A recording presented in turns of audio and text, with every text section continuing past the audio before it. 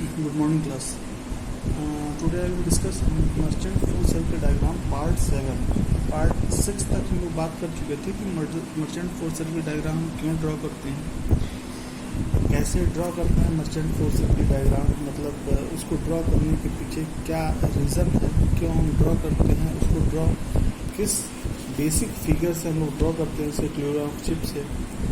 वो merchant four circuit diagram आपका ऐसे ड्रॉ हो गया है। इसमें डिफरेंट फोर्सेस शो किए गए हैं। उन फोर्सेस के बीच में इंटर रिलेशनशिप वगैरह हम लोग फाइंड आउट कर चुके थे पिछले वीडियोस में। ठीक है, जो आप देख रहे हैं कि कोएफिशिएंट ऑफ फ्रिक्शन और ये डिफरेंट फोर्सेस हम लोगों ने ड्रॉ कर लिए थे। ठीक है, अब बेसिकली हम लोग क्यों merchant four circuit diagram draw करते थे ये तो क्लियर है ना। पावर कंजम्पशन फाइंड आउट करने के लिए, approximate value of power consumption हम लोग फाइंड आउट करने के लिए merchant four circuit diagram draw करते थे, और साथ ही साथ डिफरेंट फोर्सेस के बीच में इंटर रिलेशनशिप फाइंड आउट करने के लिए ऐसा हम करते थे। तो ये रिलेशनशिप आप देख रहे हैं कि फ्रिक्शनल फोर्स और नॉर्मल फोर्स का रिलेशनशिप, आपका कटिंग फोर्स और थ्रस्ट फोर्स FCFT के साथ, FN FS का रिलेशनशिप FCFT के साथ, इस तरीके से डिफरेंट फोर्सेस का रिलेशनशिप डिफरेंट फोर्सेस के साथ हम लोग ड्रॉ कर चुके थे। इतनी बातें हो चुकी थी। फिर कहा गया कि FCFT हम फाइंड आउट कर रहे थे with the help of tool dynamometer.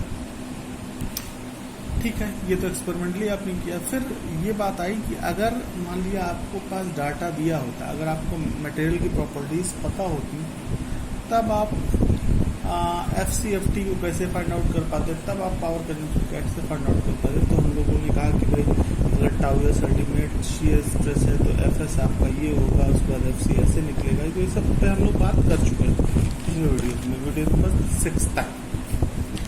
अब यहाँ हम लोग आगे बात करेंगे। ठीक है, जो पिछले वीडियो में जो छोड़ा था उससे आगे।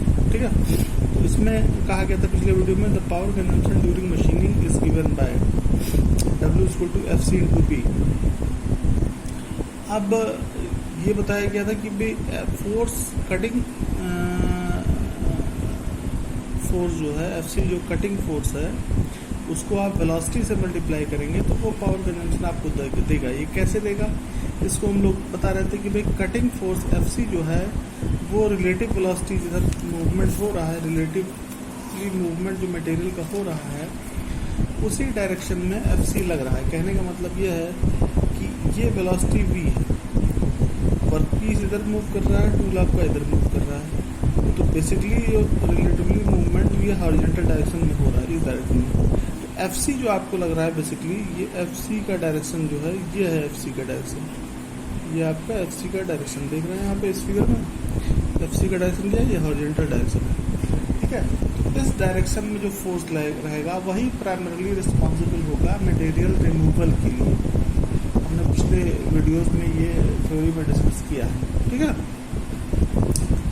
अब FC अगर प्राइमरीली रिस्पॉन्सिबल है मटेरियल रिमूवल के लिए, तो इसका मतलब सबसे ज़्यादा पावर जो कंज्यूम होगा वो इसी डायरेक्शन में मूवमेंट पर होगा।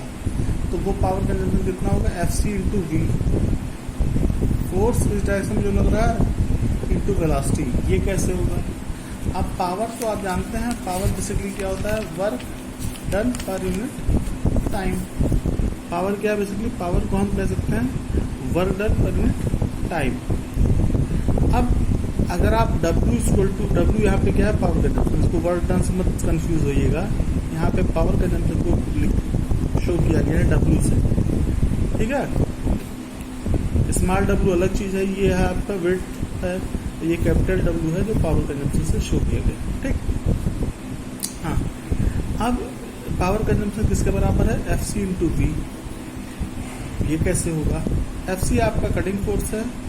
अब FC कटिंग फोर्स है, फोर्स का यूनिट न्यूटन देख लीजिए, वेलोसिटी का यूनिट है आपका मीटर पर सेकंड, तो ये हो गया न्यूटन इंटू मीटर पर सेकंड। तो न्यूटन मीटर का यूनिट क्या होगा आपका, न्यूटन मीटर का यूनिट होगा आपका वर्क, और पर सेकंड मतलब पर यूनिट टाइम, इसका मतलब work done per unit time. तो ये पावर ही होगा ना, इसीलिए इसको इस फॉर्म में रिप्रेजेंट किया गया। क्योंकि वेलोसिटी हमारे पास थी, फोर्स भी था, इसलिए इस तरीके से हमने मेंशन किया। अब FC की वैल्यू हम पिछले इक्वेशन से हम लोग निकाल लेंगे। पिछले यहाँ पे हम निकाले थे पिछले वीडियो में, यहाँ से FC लेंगे और इसमें वेलोसिटी का मल्टीप्लाई कर देंगे तो वही हमारा वर्क डन हो जाएगा, जैसे इस फिगर में हमने किया। ये वाला पार्ट पूरा इतना पार्ट आपका FC है, पिछला जो हमने दिखाया है वेलोसिटी से मल्टीप्लाई कर देंगे तो ये पावर कंजम्पशन मिल जाएगा। ठीक है, अब आगे बात करते हैं। आगे क्या है, आगे ये चीज़ है कि nature always tries to take a path of least resistance. पिछले वीडियो में हल्का सा एक आइडिया दिए थे। कहने का मतलब यह है कि नेचर में जो भी चीज़ें घटित हो रही हैं, चाहे वो लिविंग ऑर्गेनिज्म हो, चाहे नॉन लिविंग ऑर्गेनिज्म हो, चाहे कोई मटेरियल हो, कुछ भी चीज़ हो, वो आप देखेंगे कि वो वही पाथ फॉलो करेगा जहाँ पे मिनिमम रेजिस्टेंस उसको मिलेगा, जहाँ पे कम से कम रेजिस्टेंस मिलेगा। इसका एग्जांपल भी हमने दिया था कि मान लिया एक नदी में पानी बह रहा है, तो उस नदी में जो पानी का बहाव होगा वो उस रास्ते जाएगा जहाँ पे कम से कम उसके रास्ते में ऑब्स्टेकल हो या रेजिस्टेंस हो। अगर आप उस बहाव के पास में अगर कोई बांध बनाते हैं, कोई रास्ता उसका रोक दें किसी हिसाब से, वो पानी जो है दूसरा रास्ता अपना चूज करेगा। वो फिर दूसरा रास्ता कैसे सेलेक्ट करेगा, वो दूसरा रास्ता ऐसे सेलेक्ट करेगा कि जहाँ पे मिनिमम रेजिस्टेंस होगा वही पाथ को फॉलो करेगा। यही चीज़ इलेक्ट्रिकल करंट के अंदर आप देख लेते हैं। इलेक्ट्रिकल सर्किट कोई है, अगर दो पाथ उसको बना दें, एक पाथ पे आप हैवी रेजिस्टेंस लगा दें और दूसरा पाथ आप फ्री कर दें, वहाँ पे कोई रेजिस्टेंस ना हो या कम रेजिस्टेंस हो, तो जहाँ पे कम रेजिस्टेंस होगा वही पाथ करंट फॉलो करेगा। ठीक है, तो ये चीज़ हो गया। ठीक, अब ठीक ये चीज़, तो now it is known that the nature always tries to. अच्छा, ये आपके मटेरियल के अंदर भी ये चीज़ देखने को मिलता है। जब आप मशीनिंग कर रहे होंगे, मशीनिंग के दौरान जो शेयरिंग हो रहा होगा, जो एक लेयर का मूवमेंट दूसरे लेयर के ऊपर हो रहा है, प्लास्टिकली डिफॉर्मेशन जो हो रहा है, वो भी कैसे हो रहा होगा। इसका मतलब कितने एंगल पर शेयरिंग हो रही होगी, ये कौन डिफाइन करेगा? ये हम नहीं डिफाइन कर सकते, ये आपका मटेरियल डिफाइन करेगा। कहने का मतलब ये है, ये जो शेयर एंगल फाई की वैल्यू कितने एंगल पे मटेरियल ये स्लिप करेगा, एक दूसरे के ऊपर स्लाइड करेगा, स्किड करेगा, ये कितने एंगल पे करेगा, ये फाई की वैल्यू क्या होगी, ये मटेरियल खुद डिसाइड करता है। ये कैसे डिसाइड करता है?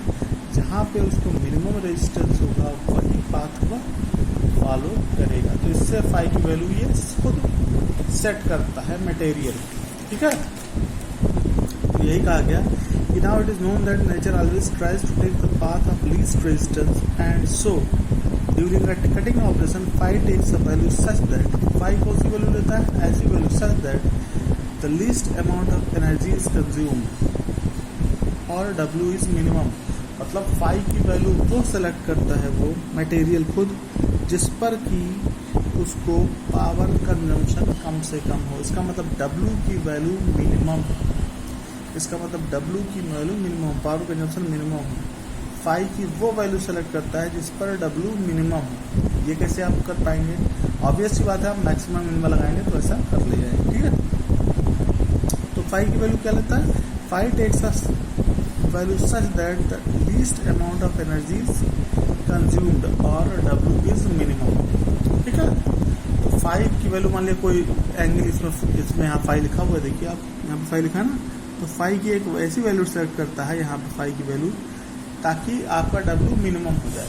ठीक है, अब ये कैसे करेंगे इसमें हम आगे बताते हैं। अब देखिए, एज v स्मॉल v मतलब कटिंग जो वेलोसिटी है, रिलेटिव वेलोसिटी जो है, W स्मॉल w यानी width of cut, T1 uncut thickness, alpha rake angle are given. Velocity आपको प्री डिफाइंड है, विड्थ आपको पता है, T1 अनकट थिकनेस कितना काटना है पता है, रेक एंगल पहले से डिफाइंड, आर गिवन ये दिया गया है।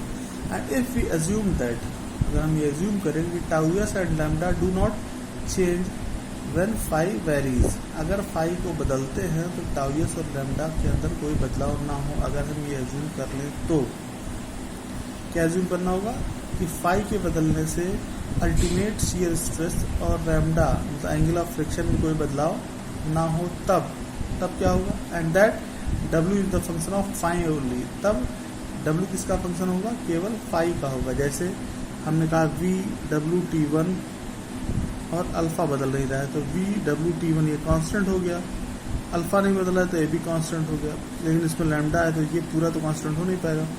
टाउयस भी अभी कुछ नहीं पता थी हमको, लेकिन ये कह रहा है कि अगर टाउयस और लैम्डा ना बदले, इसका टाउयस और लैम्डा ना बदले, अगर हम फाई को बदले तो ये क्या होगा, w केवल फाई का फंक्शन हो जाएगा, तो ऊपर वाला पूरा कांस्टेंट हो जाएगा। ये कांस्टेंट है, ये बदल नहीं रहा है, ये बदल नहीं रहा और ये नहीं बदल रहा है।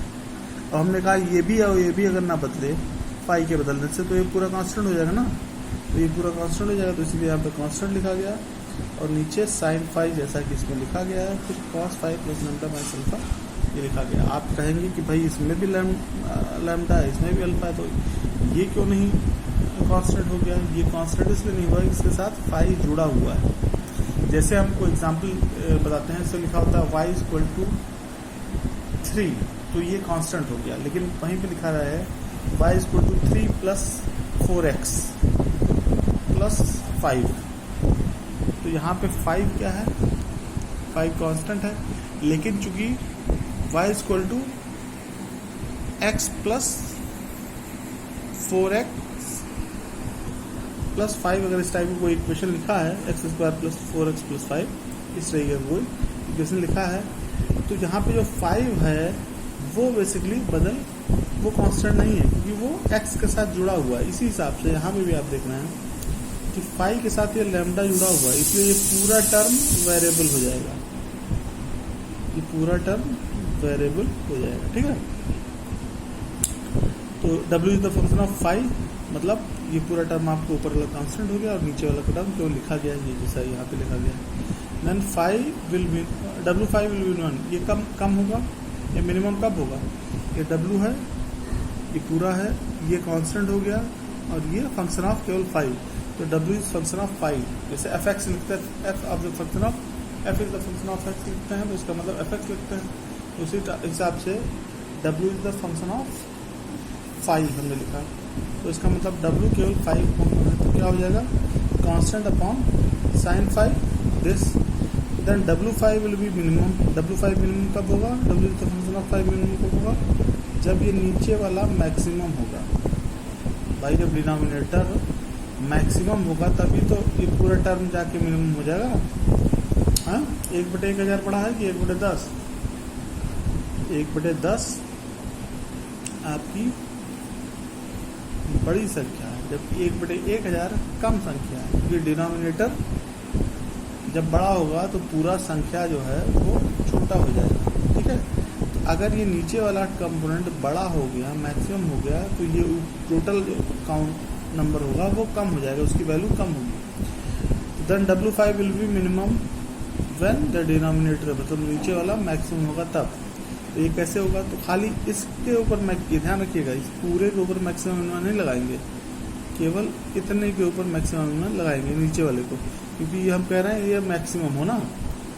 तो differentiating the denominator with respect to 5 and equating to 0, maximum ऐसे लगाते हैं ना, एक बार आप डिफरेंशिएट करते हैं उसको 0 बराबर इक्वेट करते हैं, जो वैल्यू आती है फिर दोबारा डिफरेंशिएट करते हैं, फिर वो वैल्यू पुट करते हैं। अगर पॉजिटिव आती है तो मिनिमम होता है, अगर निगेटिव आती है तो मैक्सिमम होता है। ऐसे ही मैथमेटिक्स में करते हैं ना आप लोग, ठीक। तो यहाँ भी ऐसे करेंगे, तो क्या करेंगे, ये वाला जो नीचे वाला टर्म है इसको डिफरेंशिएट करेंगे, जैसे d/d5, ये नीचे वाला टर्म, ये पूरा इतना टर्म था, इसको डिफरेंशिएट करेंगे और 0 के इक्वल कर देंगे। तो डिफरेंशिएटिंग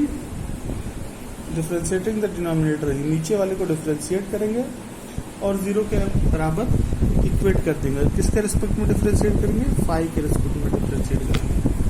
तो देखें d/d5 5 के रिस्पेक्ट में डिफरेंशिएट करना है, उसको 0 को, तो फर्स्ट फंक्शन और सेकंड फंक्शन मान लेंगे, तो इसको फर्स्ट फंक्शन मानेंगे, second function first function into differentiation of second function, first function इसका डिफरेंशिएशन cos 5 हो जाएगा, फिर second function sin 5 into differentiation of first function, तो इसका डिफरेंशिएशन माइनस हो जाएगा, तो इसलिए यहाँ पे माइनस हो गया, माइनस साइन ये हो गया, cos A cos B minus sin B, ये cos A प्लस B का फार्मूला है। तो ये cos इतने की वैल्यू 0 कब होगी, cos की वैल्यू 0 कब होती है, cos 90 की वैल्यू जीरो होती है, ठीक है।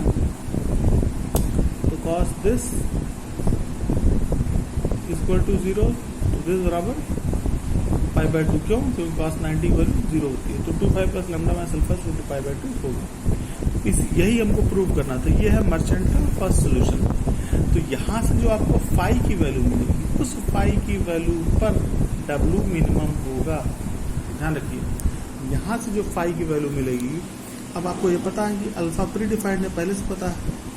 लैम्डा आप निकाल सकते हैं tan इनवर्स म्यू से।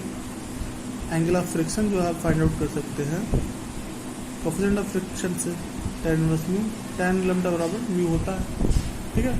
तो मर्चेंट का फर्स्ट सोल्यूशन ये कहलाएगा 2 प्लस लैम्डा माइनस अल्फा बराबर पाई बाय टू, जहाँ पे लैम्डा एंगल ऑफ फ्रिक्शन है, अल्फा है आपका rake angle, pi by two 90 degree. यहाँ से फाई की वैल्यू डिग्री में आप फाइंड आउट कर सकते हैं। इसी को बोलेंगे मर्चेंट का फर्स्ट सोल्यूशन। अब इस फाई की वैल्यू पे जो डब्ल्यू मिलेगा वो आपका मिनिमम होगा, जो डब्ल्यू मिलेगा वो मिनिमम होगा। इसका मतलब पावर कंजम्पशन मिनिमम होगा इसी फाई के वैल्यू पर। तो फाई की इस वैल्यू पर, जिस वैल्यू पर आप 2 प्लस लैम्डा माइनस अल्फा से जो फाई की वैल्यू आप फाइंड आउट करेंगे, उस फाई की वैल्यू पर पावर कंजम्पशन आपका मिनिमम होगा, ठीक है। ये बात क्लियर है? ठीक, ये कर लेंगे। तो इसको बोलेंगे हम मर्चेंट का फर्स्ट सोल्यूशन। तो यही प्रूफ करने देता है, कहता है मर्चेंट का फर्स्ट सोल्यूशन बताइए, या कहता है टू प्रूफ कीजिए 2 plus lambda minus alpha equal to pi by two, या कहता है कि Merchant force circuit diagram draw कीजिए और मर्चेंट का सोल्यूशन फाइंड आउट कीजिए। तो मर्चेंट का फर्स्ट सोल्यूशन आप फाइंड आउट कर सकते हैं। इसी तरीके से एक मर्चेंट का सेकंड सोल्यूशन है, ठीक है, वो थोड़ा सा और कॉम्प्लिकेटेड है इसमें। उसमें क्या कहता है, वो बेसिकली मर्चेंट का सेकंड सोल्यूशन क्या कहता है, 2 plus lambda minus alpha equal to CM। यहाँ पे पाई बाय टू की जगह पे CM लिखा होता है। ये मशीनिंग कांस्टेंट है, ये डिपेंड करता है वर्कपीस मटेरियल के ऊपर। तो मर्चेंट ने ये दोनों सोल्यूशन दिया, ये इसको बोलते हैं फर्स्ट सोल्यूशन, इसको बोलते हैं सेकंड सोल्यूशन। एक इसी हिसाब से दूसरे वैज्ञानिक थे, उन्होंने ली शाफर थे, उन्होंने सोल्यूशन दिया 5 plus lambda minus alpha equal to pi by 4। Stabler के उन्होंने दिया 5 plus lambda minus alpha by 2 equal to pi by 2। ये सभी का मतलब बस इतना था, पाई की वह वैल्यू फाइंड आउट करना है जिस पर पावर कंजम्पशन मिनिमम हो, और उस पावर कंजम्पशन की वैल्यू फाइंड आउट करना, अप्रॉक्सीमेट वैल्यू फाइंड आउट करना, यही एम था इसका, ठीक है। अब बाकी फिर आगे नेक्स्ट वीडियो में हम लोग न्यूमेरिकल्स पे बात करेंगे, ठीक है। न्यूमेरिकल कैसे सॉल्व करेंगे, और न्यूमेरिकल में क्या करेंगे, अगर ये नहीं डिफाइन किया जाता है कि मर्चेंट फर्स्ट सोल्यूशन से करना है, सेकंड सोल्यूशन से करना है, तो आपको मर्चेंट के फर्स्ट सोल्यूशन से ही करना होगा न्यूमेरिकल। अगर मशीनिंग कांस्टेंट CM की वैल्यू दे दी जाती है तो आप समझ जाइए कि सेकंड सोल्यूशन से करना है, और अगर सेकंड सोल्यूशन भी दे देता है तो आप उसी कीजिए सेकंड मर्चेंट के सेकंड सोल्यूशन से, नहीं तो मर्चेंट के फर्स्ट सोल्यूशन का इस्तेमाल करेंगे। वो क्या है, 2 plus lambda minus alpha equal to pi by 2। यहाँ पे लैम्डा एंगल ऑफ फ्रिक्शन है, अल्फा है आपका रेक एंगल, फाई आपका shear angle, pi by 2 90 degree, ठीक है। Okay, thank you.